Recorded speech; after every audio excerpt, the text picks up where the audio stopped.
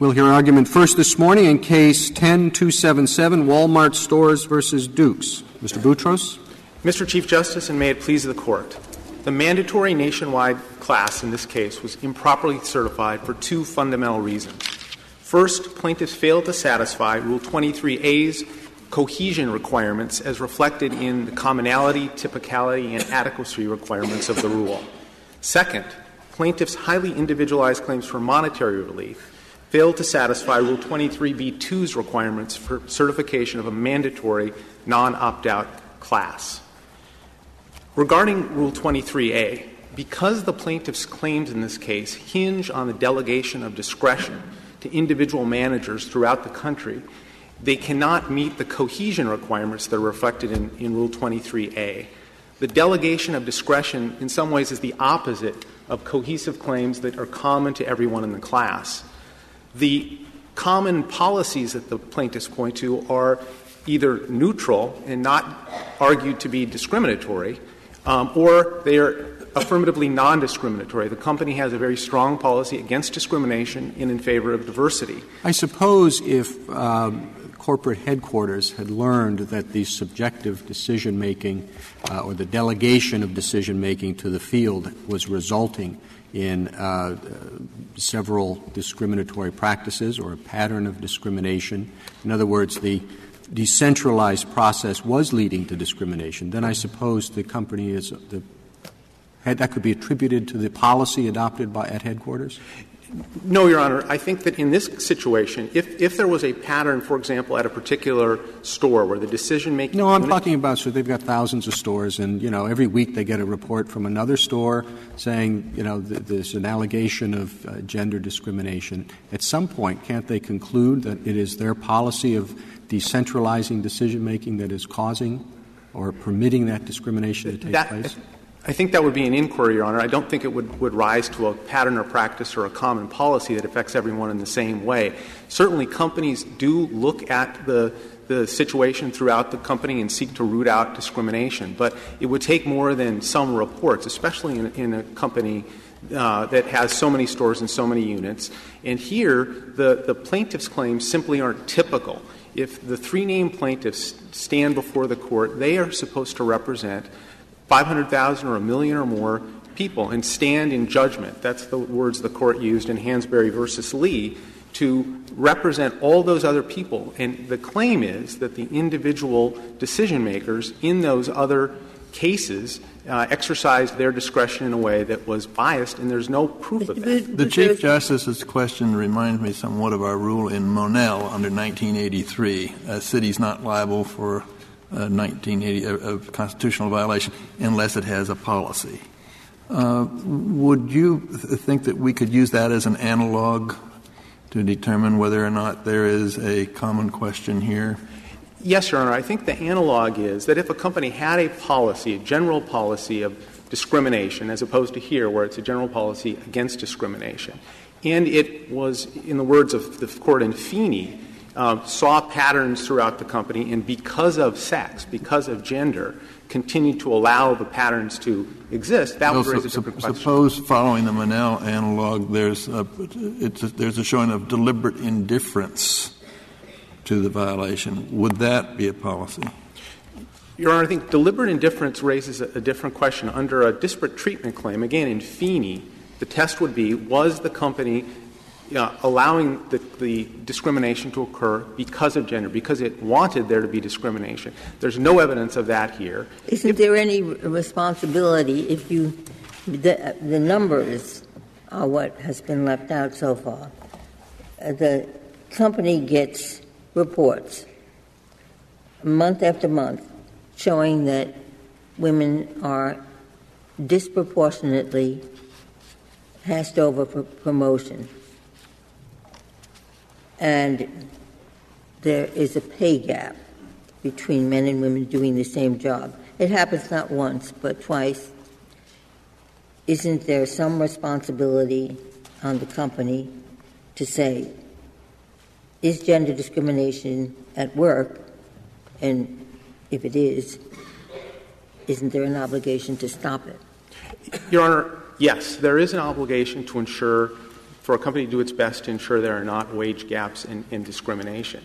But here, for example, if one looks at the aggregated statistics that the plaintiffs have pointed to, it points to a completely different issue. It does not show that there were gender gaps at the stores and among comparable people. That's really the fundamental flaw in their case. Their argument is that individual decision makers throughout the country were making stereotyped decisions and that had a common effect.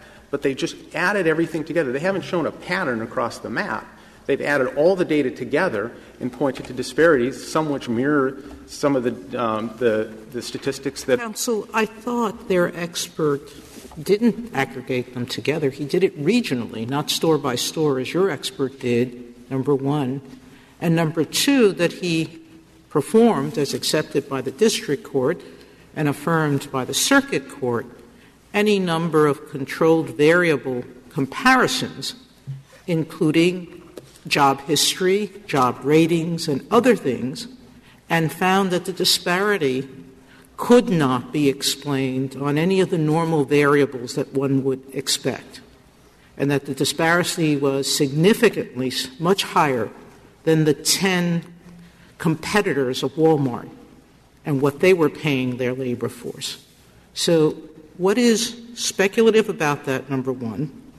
And two, why is that kind of statistical analysis inadequate to show that a policy of some sort exists?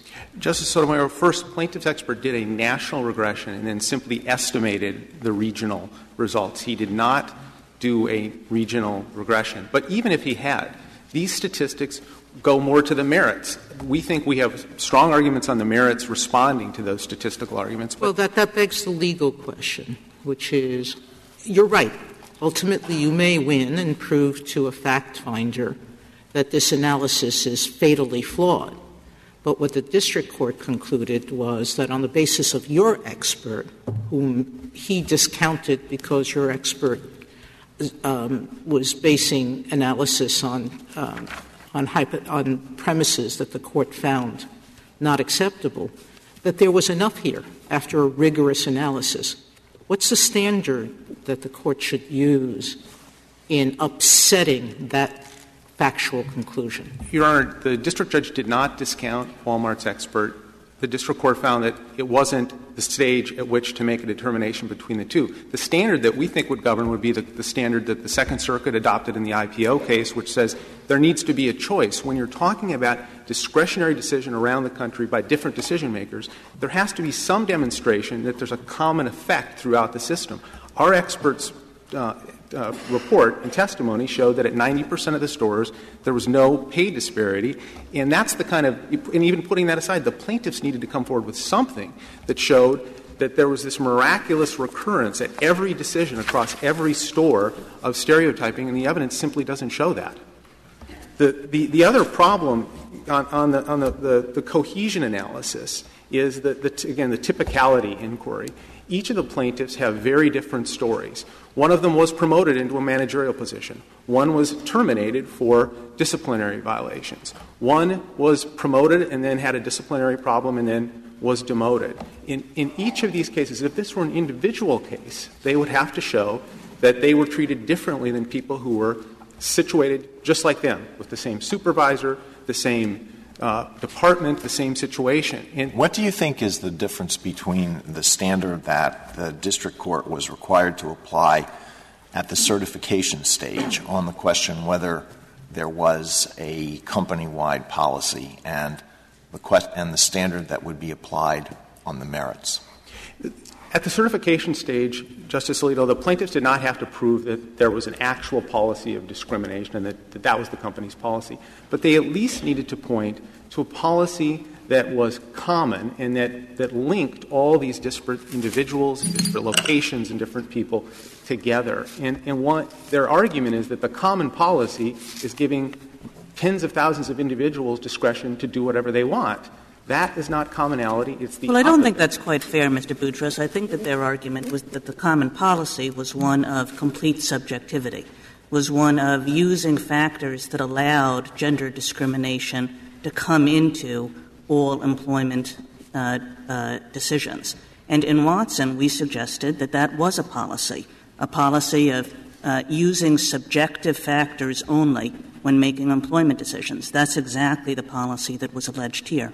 Justice Kagan, they do not argue that it was an entirely subjective process. As the Court suggested in Falcone, entirely subjective would be a different issue. They argue that it was excessive subjectivity and that there were general overarching company standards that exerted control. On page, I think it's page 13 of their brief, they say the discretion was unguided. 3 pages later, they say it was guided by these non-discriminatory policies. So it's really an incoherent theory that does not pose the kind of situation you're suggesting. I guess I'm just a little bit confused as to why excessive subjectivity is not a policy that can be alleged in a Title VII pattern and practice suit or in a Title VII disparate impact suit. Your Honor, in Watson, the Court did state and hold that subjective decision-making could be challenged in a disparate impact case. But Justice O'Connor's opinion went on to say there needs to be the identification of a specific practice within that policy.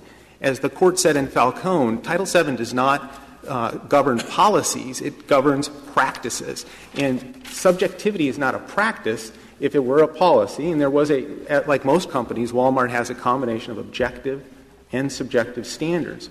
Within that, the plaintiffs, if they had pointed to some particular criteria, people with a great personality, they're the ones we're going to push up, and they were trying to tie that to a disparate impact or disparate treatment. Mr. Boutros, there was a case, it was in the 70s, and it was a class action against AT&T for, I think, promotion into middle management.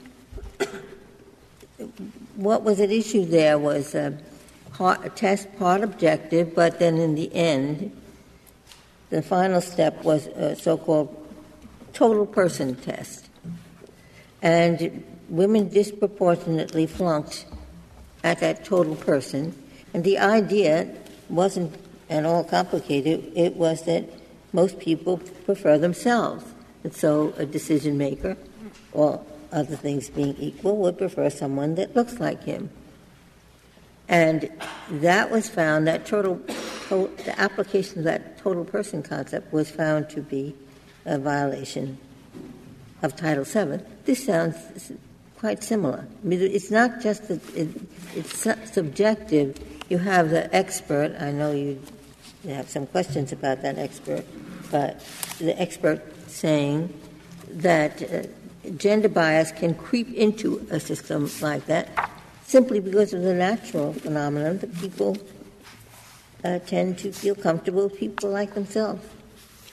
Your Honor, this is not like the total person test, but I think that is a very good example of something that could be a practice inside the overarching policies. And if you had a case where a particular decision-making unit applied the total practice test and you had disparate results in that particular unit, that group of people would have a much stronger case for a class action. But as Your Honor points out, the sociologist here, who is the glue that's supposed to hold this class together, said he couldn't tell if stereotyping was occurring 0.5% or 95% or at all. And this is a class action. The question here is whether that we can assume that every decision maker acted in the same manner, in a way that had, in this Court's words, the same injury, caused the plaintiffs had the same interest and the same injury. That's the way the Court put it in Amchem. By their own expert accepting all of their proof, the answer is no. That assumption is not supported by the record. That's why there's not the kind of cohesion that's necessary to protect the rights of the absent class members and the defendant. The other Mr. Boutros, I think that suggests that the plaintiffs would have to demonstrate discrimination in every individual case, and that's never been the law.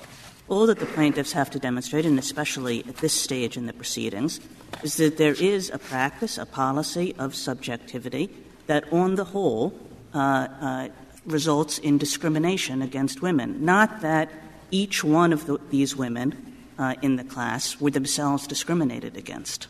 That's correct, Your Honor. At the Phase 1, we're not arguing that a plaintiff would have to come forward and show that every class member was discriminated at that point. Under the Teamsters analysis, there must be proof of a standard operating procedure of discrimination. Here, it's undisputed that Walmart's policy, and it wasn't just a written policy, it was implemented and enforced rigorously that was anti-discrimination. But, Your Honor, you're correct that each person doesn't have to come forward in Phase 1. The other big problem here is that the district judge said in Phase 2 under Teamsters, Walmart would not be entitled to put on its individual defenses. Women who thought they had a claim would not be able to come forward if in this process the paper records suggested they didn't have a claim and come into court and have their day in court and argue that they should be compensated. The plaintiffs are trying to cut off half of the Teamsters framework, which is fundamental both to due process and to Title VII, because Title VII's Section 706G states very clearly that only victims of discrimination may recover. What happens to the damages claim of an individual woman who is part of this class if that class prevails? If the class prevails, then the claim would be resolved in this manner. It's very unclear what the district court had in mind. Would she be eligible for only back pay or compensatory damages as well? Yes, Your Honor. She would only be eligible for back pay. The plaintiffs retained their compensatory. I'm sorry. Yes, their compensatory damage claims for themselves, but waived those for the class members in order to get a class certified, which I think is a fundamental, crucial violation. But would the woman with the claim for compensatory damages be able to sue that after the class prevails in this case? Our view is that she would not be, because that would have been part of the core nucleus of facts in the case. Even though she could have not received notice and not had an opportunity to opt out. That's the problem. That goes to the problem with this B-2 certification, that this case, if it were going to be certified at all, needed to be looked at under Rule 23b-3. Rule 23b-3 was created for precisely this sort of circumstance, the growing edge of the law, where individualized monetary claims are at stake. The language of Rule 23b-2 speaks of injunctive and declaratory relief. I thought that your position was that this could not be certified under Rule 23b-3 either. Is that correct? Our view is that the plaintiffs will not be able to satisfy those provisions, but that's why they brought it under Rule 23b-2 to circumvent the procedural protections of superiority, predominance, and the like. Would that bar the B-2 class? Meaning, if their claim is, as they stated, that they're seeking injunctive and declaratory relief against a discriminatory impact or case or a pattern and practice case, wouldn't that have value? And wouldn't that value be standing alone without the damages component? Be that the plaintiffs who come in later have a presumption that discrimination affected them, and the burden shifts to Walmart to prove that there was a non-discriminatory reason? There certainly could be a benefit from an injunction if the plaintiffs met all the standards. The problem here is that the individualized damage claims and the back pay claims engulf and overwhelm the injunction. Even if they did, why couldn't you separate out the B-2 issue from the B-3 question of whether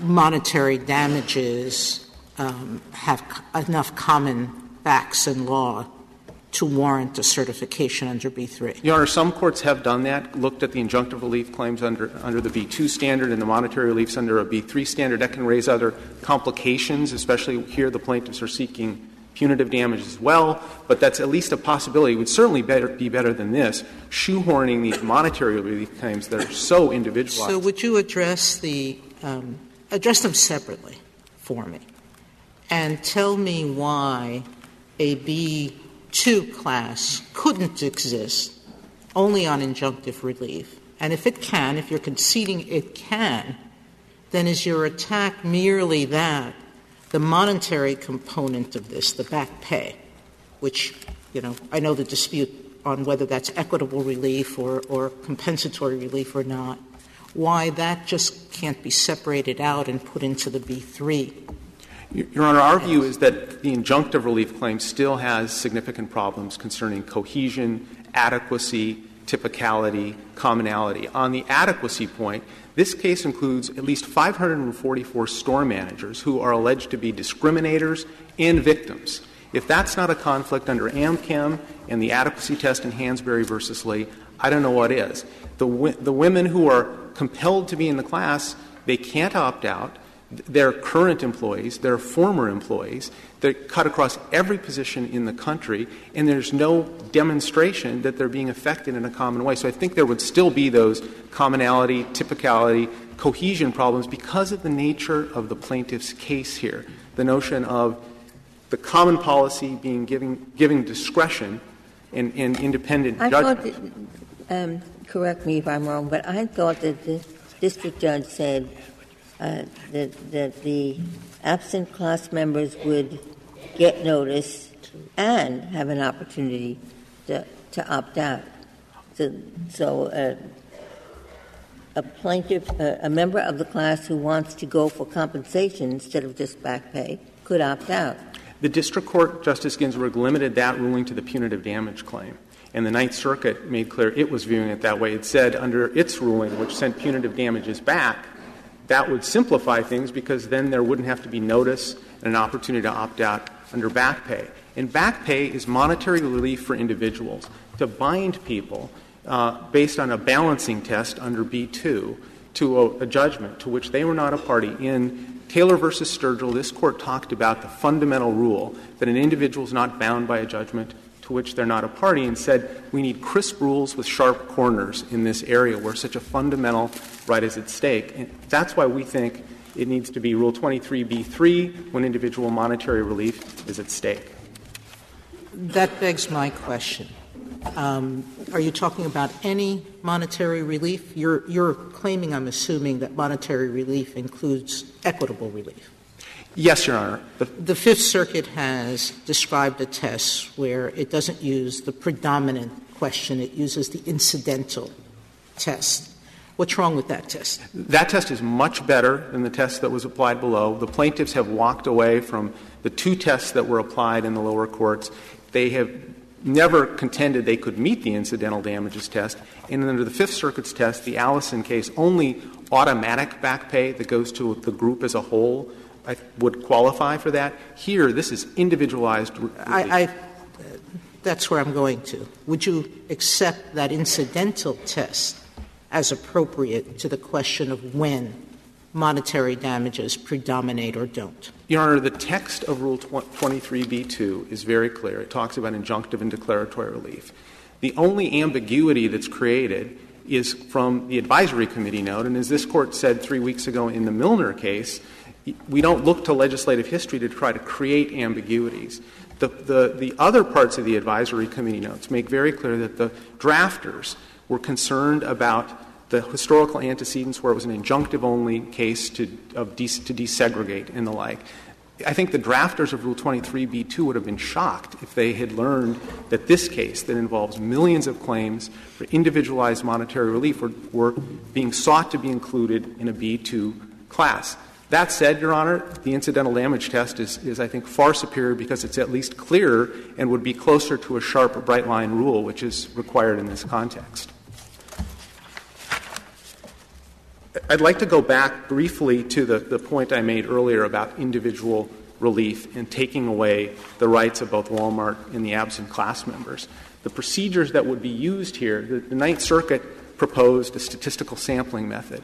The plaintiffs do not defend that. They do not mention the Halao case, which was the cornerstone of the Ninth Circuit's ruling, which would allow sort of a prediction about who might have been hurt, how many people might have been hurt, and then a divvying up of monies based on that. The district court precluded the fundamental Teamsters hearings, which would allow, once a presumption, if one was to arise, of discrimination occurred in a pattern of practice, would allow the defendant to then show that it didn't discriminate on an individual basis. And it would allow the individuals to come in and have their day in court. That violates Title VII. It violates the Rules Enabling Act. And we think it really shows some of the core flaws in this case. What if the class does not prevail? It loses. Does that bar an individual woman at a particular Walmart from bringing these same claims? Yes, Your Honor. There's a presumption in the world of class actions. There's two that I think the plaintiffs are relying on. One is that class actions are always good, and the bigger the class action, the better, and that the class will win. None of those presumptions can be counted on. If the plaintiffs lose and here their compensatory damages claims, I think, would be gone because the named plaintiffs are asserting them. If they tried to bring a case as pattern or practice or pay or promotion, there would be significant questions of res judicata and collateral estoppel. And it's not fair to anyone to put this all into one big class. But you're not suggesting that they would be precluded on individual discrimination claims, are you? No, Your Honor. If they had individual claims that were separate from the nucleus of operative facts here, that might pose a different question. Well, what if it were the same theory, that the reason this person was able to discriminate was because he had total subjective discretion in his hiring? Then there would be a real problem of collateral estoppel or res judicata, Your Honor. Mr. Chief Justice, I'd like to reserve my remaining time for rebuttal. Thank you, counsel. Thank you.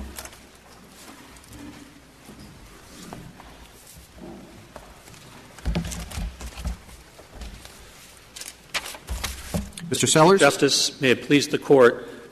This case follows from the Teamsters and Watson models of theories of discrimination. And as a consequence, there is no requirement to have a formal policy of discrimination here. What would the injunction look like in this case? The injunction would look like a series of remedial measures that would direct Walmart to provide for detailed criteria by which to make pay and promotion decisions that are job-related in a way that hasn't been true up till now. It would provide for to hold managers accountable for the decisions they make. It would ensure effective oversight of these pay and promotion decisions in a way that the company had, while the company did have, by the way, information regularly submitted to it about pay decisions. It took no action, and it did not effectively monitor, allowed these problems to fester. Is it your position that on this scale, subjective decision-making processes are necessarily illegal?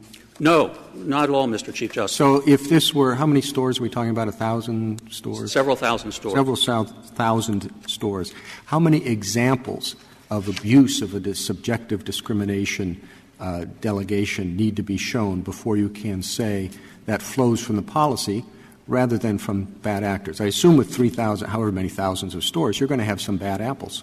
Well, Mr. Chief Justice, we have examples in the record. As Teamsters — No, I know there are examples. How many do you need to have? Surely it won't be if somebody sends one letter in saying the guy at this plant this store is discriminating. That can't be enough to support your theory. That's correct. We don't submit that. There is no minimum number that this Court has ever set. Teamsters, as an example, in Teamsters, the Court had before it about 40 examples, but significantly, they weren't required. In order to establish a pattern or practice of liability, and we have more than that, of course, but in order to establish a pattern or practice of liability, or at least a prima facie case, Teamsters holds that what you need to do is show that there were disparities sufficiently substantial to create an inference of discrimination with respect to a discrete practice. Is it true that Walmart's pay disparity across the company was less than the national average?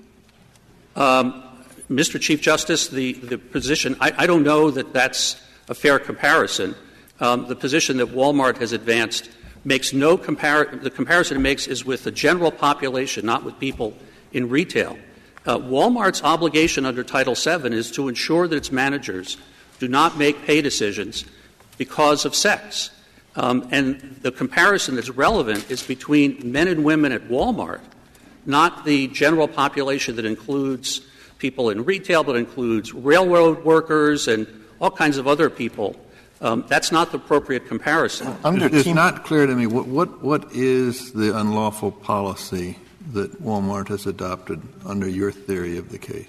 Justice Kennedy, our theory is that Walmart provided to its managers unchecked discretion in the way that this Court's Watson decision addressed, that was used to pay women less than men who were doing the same work in the same facilities at the same time, even though those women had more seniority and higher performance, and provided fewer opportunities for promotion than women because of sex. It's hard for me to see that that's your complaint faces in two directions. Number one, you said this is a culture where Arkansas knows, the headquarters knows everything that's going on. Then in the next breath you say, well, now these supervisors have too much discretion. It seems to me there's an inconsistency there. Well, I'm just not sure what the unlawful policy is. Well, Justice Kennedy, there is no inconsistency any more than it's inconsistent within Walmart's own personnel procedures. The company provides to its managers this discretion, which, by the way, is very discreet. It is not the broad kind of we're not attacking every facet of the pay and promotion decisions. The district court found specific features of the pay and promotion process that are totally discretionary. There's no guidance whatsoever about how to make those decisions. But with respect to the discretion, every store the district court found managers are provided with the same level of discretion. But the company also has a very strong corporate culture that ensures that managers, not just with respect to the practices we're challenging, but in all respects, what they call the Walmart way. And the purpose of that is to ensure that in these various stores, that contrary to what Walmart argues that these are wholly independent facilities, that the decisions of managers will be informed by the values the company provides to these managers in training. Well, is that disparate treatment? It is disparate treatment. It is a form of disparate treatment because they are making these decisions because of sex. And they're doing so we have evidence that we think through the stereotyping evidence we have here, as well as the statistical results. I'm getting whipsawed here. On the one hand, you say the problem is that they were utterly subjective, and on the other hand, you say there is a strong corporate culture that guides all of this. Well, which is it? I mean, it's either the individual supervisors are left on their own, or else there is a strong corporate culture that tells them what to do. Well, Justice Scalia, there is this broad discretion given the managers. Right. But they do not make these decisions in a vacuum. They make the decisions within a company. So where there's no discretion. Is that what you're saying? No, I'm not. I'm suggesting they're given this discretion, but they're informed by the company about how to exercise that discretion. So it's effectively if somebody tells you how to exercise discretion, you don't have discretion. Well, all right. That's another. It's certainly the bottom line is they didn't, and the results show it. There was consistent disparities in every one of the regions, 41 regions. What do you do about the unchallenged fact that the central company had a policy, an announced policy against sex discrimination, so that it wasn't totally subjective at the managerial level? It was you make these hiring decisions, but you do not make them on the basis of sex. Wasn't that the central policy of the company? No, that was a written policy. That was not the policy that was effectively communicated to the managers. Now, how was that established here? Well, what we have, as I said before, is evidence of, for instance, at the Sam Walton Institute, where every manager has to be trained before they become a manager, they provide as a response to a standard question, why are women so underrepresented or few women in management? And the response given was because men seek advancement or are more aggressive in seeking advancement. Now, that's a typical, stereotypical statement provided to every person going through the management training program that they then go off and informs their decisions when they have this discretion to make promotions. And that causes them intentionally to discriminate on the basis of sex. How could that possibly cause them to intentionally discriminate on the basis of sex? Well, they have an intent to take sex into account in making their decisions. That is, they apply a stereotype about that women are less aggressive when it comes to assessing their suitability for promotions. Seems to me that's just an assessment of why the percentages differ, and they differ not only at Walmart, but at throughout the industry. To say that that's the explanation is not to tell your people don't promote women. Right. If you have an aggressive woman, promote her. I understand that, and there have been women promoted. But, Justice Scalia, first of all, we think that is the questions you are raising are ones that Walmart can raise at trial. The question at this juncture is whether there are questions common to the class. We've identified what has been recognized as a common policy, that there's no dispute this policy applies throughout the company. And the fact that we at this juncture we have shown, as we think we have to in order to satisfy commonality, that there are disparities adverse to women, and we have the means to show through the testimony of Dr. Bilby and other evidence that we can provide this, connect these two through evidence common to the class. You've sufficiently shown, despite the fact of an explicit, written, central policy of no discrimination against women, do you think you've adequately shown that that policy is a fraud and that what's really going on is that there is a central policy that promotes discrimination against women? Do you really think you We have testimony in the record from a vice president of the company that policy was lip service at the company. We have testimony from the expert in this case. Isn't this something that would be — we're just talking about getting your foot in the door. We're talking about certifying the class. And you may well lose on every one of these points, but the 23A standards, they're not supposed to be very difficult to overcome. It's just a common question of law or fact, not predominate at that stage.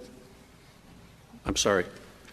But what seems to me is a very serious problem in this case is how do you work out the back pay? You say we get through the 23A threshold, and we got a class certified under 23B2. And the judge says, there's no way I could possibly try each of these individuals, so we're going to do it how? How are they going to calculate the back pay? Well, the approach that the district court endorsed, an approach we recommended and which has been endorsed by 7 circuits over a period of 40 years, is in circumstances like here, which are admittedly the exception to the rule, where the company had no standards by which to make promotion and pay decisions. They had kept no records of the reasons for people being promoted and the reasons why they paid people certain amounts, that as a consequence of that, the Albemarle decision and the Teamster decision made clear that the obligation of the district court upon finding of liability is to attempt to reconstruct the decisions that would have been made in the absence of discrimination. And the district court found here, and we submit it's not clearly erroneous, that the more reliable method for doing so is to use a formula relying on Walmart's robust database in which it captures performance, seniority, and a host of other job-related variables, factors that bear on pay and promotion decisions, and permits a comparison, a very precise comparison, in a way that having individual hearings relying on hazy memories, post hoc rationalizations doesn't. What if you had a situation where you had a company with a very clear policy in favor of equal treatment of men and women? You know, the answer to the answer to your question was women don't have as many positions because managers discriminate against them in hiring and in promotion. Yet you still have the same subjective delegation system. Could you have a class of women who were harmed by this subjective policy, even though it was clear that the policy of the corporation favored equal employment opportunity? Well, I think if there were as clear as your hypothetical suggests that the company had a policy of that sort, it would be appropriate for it to seek summary judgment. No. Then you're saying it is not enough that it be a subjective decision. This company has 1,000 stores, and sure enough, in 1,000 stores, you're going to be able to find a goodly number who aren't following the company's policy, who are exercising their subjective judgment in a way that violates the right to equal treatment. Couldn't you bring a class of people subjected to discrimination as a result of that subjective policy? You could bring a class case on behalf, if I understand your hypothetical, on behalf of women, who were subject to discrimination as a consequence of that unchecked discretion. I want to be clear that we shouldn't lose sight of the fact that we have evidence here of results from this that are really extraordinary. All right, so is the common question of law or fact whether, given the training which central management knew, right, given the facts about what people say and how they behave, many of which central management knew, and given the results which central management knew or should have known, should central management under the law have withdrawn some of the subjective discretion in order to stop these results? That is a fair way to put it. All right, if that's a fair way to put it, is that a question that every one of the women in this class shares in common? I believe so, Justice Breyer, because they've all been the subject in every one of these stores to this very broad discretion. District judge didn't think so. Didn't the district judge say that in awarding back pay, some would get a windfall and others would be undercompensated? Actually, Justice Ginsburg, I think the district judge did not find that. What he found was that the formula, and I can assure you the formula we would tend to use, is a regression analysis that would permit a comparison between each woman and the amount she was paid and similarly situated men, taking into account, as I said, performance and seniority and the like, and you will find that there are women who are not underpaid, and the formula will show that they should get no back pay. I think that the district court... But I thought his point was not simply that some women were not underpaid, but women, if you had an individual case, the employer might show this person would have been fired as disciplined and wasn't owed any back pay. Not that she compares favorably to a male peer, but that she wouldn't have gotten any pay at all. Well, Justice Ginsburg, the kind of factors that enter into this economic model, performance in particular, should capture whether somebody should have been fired. That is a very important part of the model here that permits people to, and we found, the evidence shows that women were in fact had higher performance than men and were nonetheless still underpaid. Am I missing something here? Doesn't your class include both those women who were underpaid and those women who weren't underpaid? Doesn't your class include both? As every class. And is that commonality? As every class does, Justice Scalia. Every class has some portion of its members who are not harmed by the discrimination. As the Teamsters case recognized, what is common about them is they were all subject to the same highly discretionary decision-making, even if some of them weren't harmed by it. That still presents a question common to the class. Well, correct me if I'm wrong. I thought the Teamsters case was an action by the government.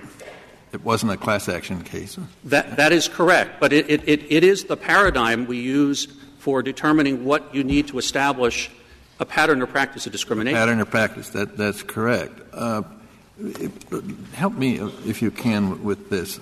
Let's suppose that expert testimony, sociologists and so forth, establish that in industry generally and in retail industry generally, women still are discriminated against by a mathematical factor of X. You have a company that has a very specific policy against discrimination, and you look at the way their employees are treated, and you find a disparity by that same mathematical factor X. Does that give you a cause of action? If the disparity the disparity that women are subjected to are the same in the company as they are outside society-wide. But the company does have a policy against discrimination. I would say that the company's responsibility under Title VII is to ensure its managers do not make pay and promotion decisions because of sex. If the comparison between the pay women receive, for instance, who are similarly situated to men within the company is such that they are underpaid compared to similarly situated men in the company, then the company would have legal responsibility under Title VII, regardless of what happens in the rest of the industry, what happens in the rest Would of the world. Would that be true even if you could not show deliberate indifference? Well, I don't know that with all respect, that the standard is deliberate indifference. I think that under this Court's decision in Ellerth, suppose there's no deliberate indifference and a specific policy prohibiting the discrimination. Can you still proceed? I would submit you still can proceed. If the policy, announcing a policy saying don't discriminate, were to be effective in immunizing companies against liability and class actions, imagine every company in the country would publish that policy and have free license to go discriminate as much as it wanted. I understand your answer to Justice Kennedy's question to be that this typical company would be in violation of Title VII. Is that correct? That is correct. That's what the academic literature on which your theory is based includes. Isn't that right, too? With Justice Alito, I think it's not just academic literature. I think it's the precedents from this Court. I think that's the premise behind Teamsters, that you look to, and Hazelwood, which makes very clear that you don't look to populations outside the company in making comparisons. So you have a company that is absolutely typical of the entire American workforce. And let's say there weren't any variations. Every single company had exactly the same profile. Then you would say every single company is in violation of Title VII. That could very well be the case. I think that Title VII holds companies responsible for the actions they take with respect to their employees. There certainly are industries, and there were 30 or 40 years ago when Teamsters was decided, where the entire industry might have had evidence of discrimination. There is not a negligence standard under this statute that immunizes companies because they follow the same standards as others. What your answer assumes is that if there is a disparity between the advancement of women and the advancement of men, it can only be attributed to sex discrimination. No. Factors. Otherwise, how could you say that all of the companies are presumptively engaging in sex discrimination? Well, Justice Scalia, I want to deal with in this instance, it's not just any old analysis that we're using. We have statistical regression analysis that isolates and takes into account the factors such as performance and seniority. I wasn't talking about this case. I was talking about your answer to Justice Alito, which said that, yes, it may well be that every industry in the United States is guilty of sex discrimination.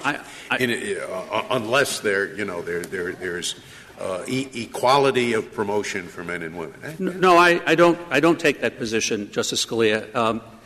What I was trying to make clear is that the fact that there are other companies in the same industry where the same problems may arise, which, by the way, wasn't true here, where Walmart was behind the other large retailers, doesn't mean that a company is any less liable for the discrimination practiced in its own workplace.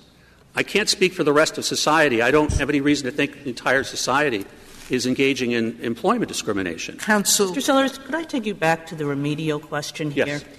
And ask when you think it is that individualized hearings are required. You've described a kind of formula that you would use. When is the formula approach right, and when is the individual hearings approach right? Well, I think it's a call that, of course, we should leave to the district court in the first instance. But factors that could weigh in the balance would include whether or not you have available the kind of information that we do here from a database with which to be able to more reliably construct the kinds of decisions that would have been made in the absence of discrimination. Likewise, there may be companies where they have kept better records or kept any records or have more substantial standards that would permit the reconstruction of those decisions through individual hearings. I don't think this is something that I'm not contending that that you could always use a formulaic approach in connection with these cases. This is an extraordinary case with evidence that is that they have kept really no standards and no records. Didn't the district judge say because of the numbers we couldn't possibly have a hearing in each case on whether the particular woman was owed back pay?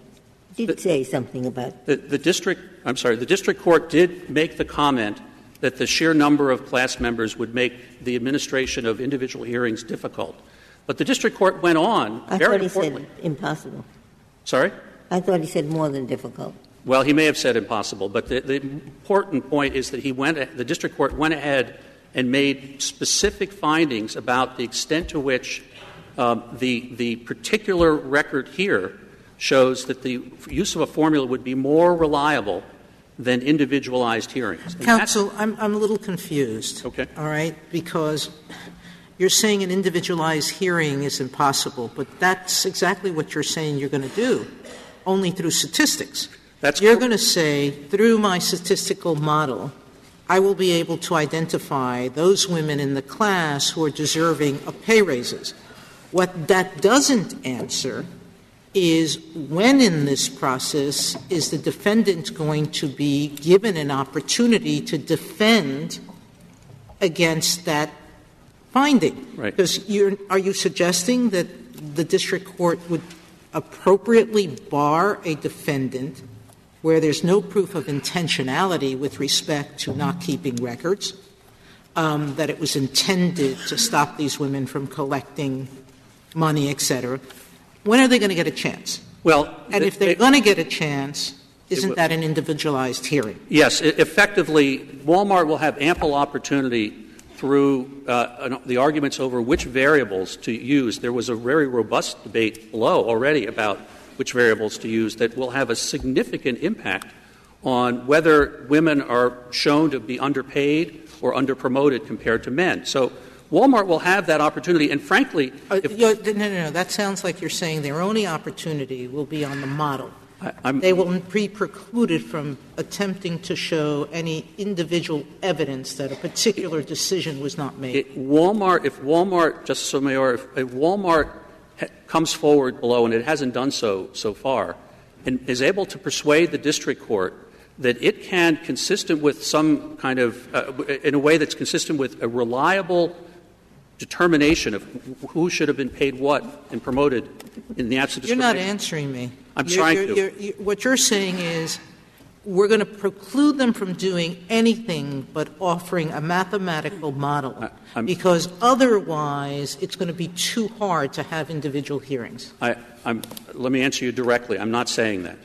Walmart has an opportunity to make the case that with whatever showing it wishes to make, it can reconstruct these decisions more reliably in an entirely subjective environment. And if it does, it can offer evidence in certain circumstances, but it hasn't done so. And I don't submit it's going to be able to do so here. This takes evidence to establish that it's more reliable to have a hearing with evidence on the particular promotion or dismissal of the individual, that is more reliable than using, I don't care how admirable a statistical guess you make. Is that really a question? I think it is, Justice Scalia, because you must have a pretty bad judicial system then. Well, I think it's not the judicial system. It's the record-keeping of the company and the standardlessness of the pay and promotion processes that basically mean 10 years later these managers are going to be coming forward to speculate about what they did 10 years earlier with no records to cross-examine them on. That is not the model for a reliable adjudication. Counsel? We should use that in jury trials, too. For really old cases, we should just put a statistical model before the jury and say, this stuff is too old, so we'll do it on the basis of is this really due process? Justice Scalia, I submit it is, and the circuits that have been considering this for 40 years have so held in the narrow set of circumstances that we have here, where there are standardless, recordless decisions at issue. Well, if it's standardless and recordless, then why is there commonality? It seems to me that what your answer that you just gave really shows a flaw in your case on commonality. No, Justice Kennedy, the standardless and recordless aspect is with respect to trying to reconstruct these decisions years later. As I said before, we have a common policy here. It presents a common question. We've shown evidence that would probably create a prima facie case of a pattern or practice under Teamsters, and we think we've satisfied the three components of commonality that we think need to be addressed. One thing you haven't touched on is to have first of all, the question of whether B2 is limited to injunction and declaratory relief. But if you follow the advisory committee's note, then if damages predominates, then you can't use B2. You have to make your case under B3. And one factor here is that about half the class is gone. So they're not interested in injunctive relief, but everybody is interested in money. So why doesn't the money — why do you say that the injunctive relief is the thing and the damages are lesser, rather than the other way around? Well, in fact, it's more than half the class that's gone, isn't it? well, nobody knows that, but because they continue to have more employees added at the company, so I wouldn't. But nobody's leaving. Well, there are people leaving, but more importantly, the advisory committee note with respect to Rule 23b2 makes clear that there is that whether or not an action or inaction is taken with respect to the class, which is the predicate to B2 certification, doesn't depend on the number of people who are adversely affected by that action. And so, as a consequence, whether former employees they would be included within the class under B2, because the question is not on a day-to-day basis who should have been in a position to seek injunctive relief and who's employed and who's not. Thank you, counsel. Thank you. Mr. Boutros, you have 4 minutes remaining. Thank you, Mr. Chief Justice. Let me begin with this question of back pay, because Mr. Sellers has made clear under their vision Walmart would never have an opportunity to prove that it didn't discriminate against a woman who was seeking back pay. And the district court did not suggest that it might be difficult, as Mr. Sellers suggested. The district court, as Justice Ginsburg suggested, said that he found it would be impossible, not just because of the number of people, but because of the nature of the claims, that discretionary decisions were being implemented in a way that affected different people differently. The problem here, Mr. Sellers says, is that the records are not available. Then he says we're going to have a proceeding where the district judge relies only on the records that he says are inadequate to allow reconstruction of the decisions. That is not a process known to our jurisprudence. It doesn't comport with due process. It takes away Walmart's rights under Title VII.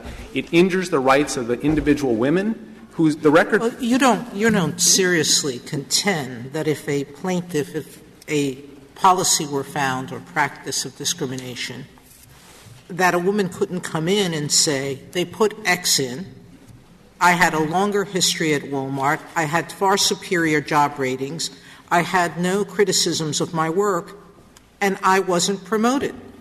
Wouldn't that be enough for her to show that policy influenced her lack of selection? I agree with you, Justice Sotomayor. And your personal database has all that information. So why is it impossible to try these cases other than because of their large number? That's a different issue. Yes, Your Honor. What you just outlined, we agree that a woman should be able to come in and say that. And she may say, well, the records don't show what really happened. I had more experience. I was a much better employee than the guy working next to me. Under the plaintiff's theory, in order to get a class here, they've thrown that out the window. That woman would not be able to come and testify. Walmart wouldn't be able to say, this person was a terrible employee, this person was a great employee.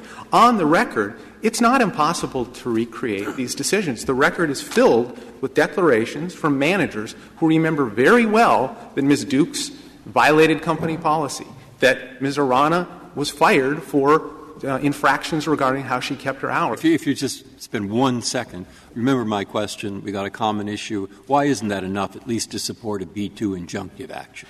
Your Honor, the scenario you outlined, there's no dispute about the policies that existed at the time, that there were. That sounds like the merit you're getting to. His point, remember, is this is just certification. So my question is, assuming they can support it with evidence, Why can't they have their B2 class at least on an injunction? Because, Your Honor, the common policy is one that affects everyone differently by definition.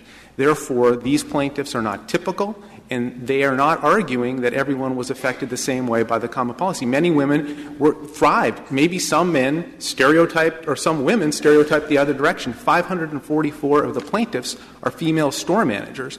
So it's impossible to make these sweeping generalizations, which, of course, is what stereotyping is supposed to prevent.